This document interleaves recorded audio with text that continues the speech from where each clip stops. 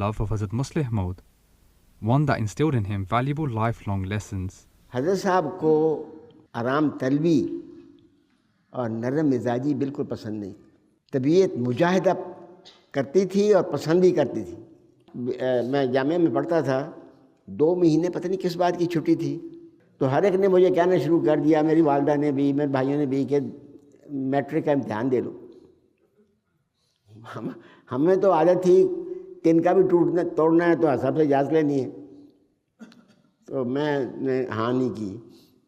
High school اس وقت ہوتا تھا چنیوٹ میں, ابھی ربا میں نہیں آیا تھا, تو نماز پڑھا کے یہاں کچی مسجد ہوتی تھی, اس میں پڑھا کے نماز, تو واپس جا رہے تھے ڈیوڑی میں پہنچے تو میں کہ حضور وہ لوگ مجھے کہتے ہیں کہ میٹرک کا امتحان دے لو.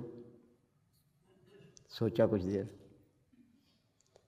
ہاں میٹرک کا امتحان دے لو, مگر یہ یاد رکھنا کہ اصل پڑھائی یہی ہے جامعہ کی طرف. تو وہاں ہم جانا شروع کر دیا, میں, میاں رفیع اور میرے بڑے بھائی میر مسعود. ہم گاڑی پر صبح چلے جاتے تھے, اور محمود اللہ شاہ صاحب ہیڈ ماسٹر ہوتے تھے, ان سے انگریزی پڑھتے تھے. انہوں نے عربی رکھی ہوئی تھی, میں نے سائنس لے لی تھی, میں سائنس پڑھتا تھا. تو حضرت صاحب کو پتہ لگ گیا کہ یہ گاڑی پہ جاتے ہیں.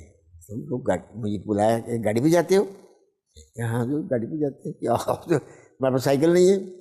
میں نے کہا سائیکل نہیں میرے پاس. تو وہاں 3 سائیکل کھڑے ہوئے تھے. اچھا یہ سائیکل اور ساری پہ جایا کرو. اب 8 میل کا فاصلہ, اس کا فائدہ بھی مجھے ہوا کہ جو باوجود اس کے کہ بچپن سے صحت کمزور ہے, لیکن جفا کشی کی عادت پڑ گئی.